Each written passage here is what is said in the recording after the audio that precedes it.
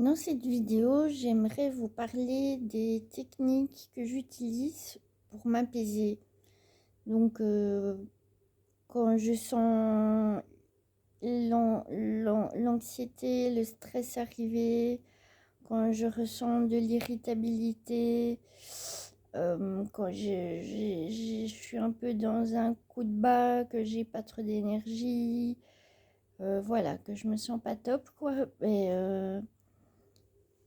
En général, ce qui marche bien, c'est boire une bonne tisane chaude. Une boisson chaude, c'est fou comme ça peut apaiser. Mais voilà, que ce soit un thé, bon, un café, peut-être pas. Le café, c'est bien pour réveiller le matin, mais après, c'est pas top. Donc, non, franchement, une tisane l'après-midi.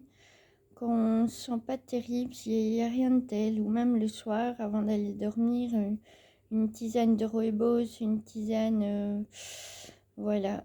Ici, je viens de me boire un thé à la menthe avec du thé noir, du thé vert de Chine, de la menthe, de la bergamote et de la fleur d'oranger.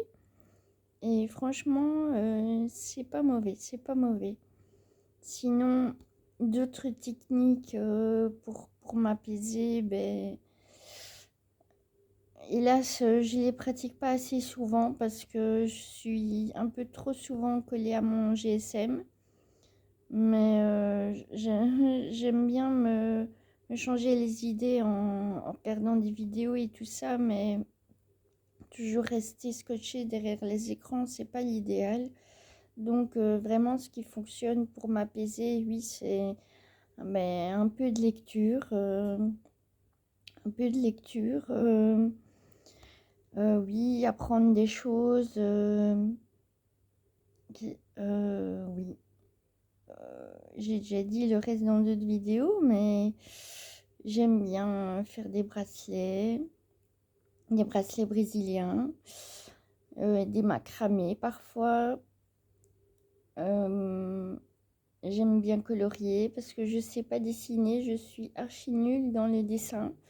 Par contre, mettre en couleur, colorier, ça me permet de me focaliser.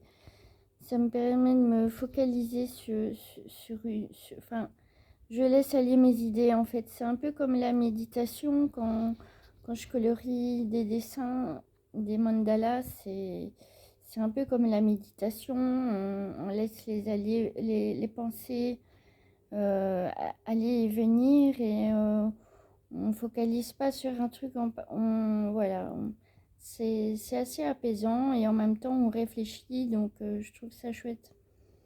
Voilà, voilà, en gros c'est ça. Et bah oui, partagez-moi vos techniques si vous voulez.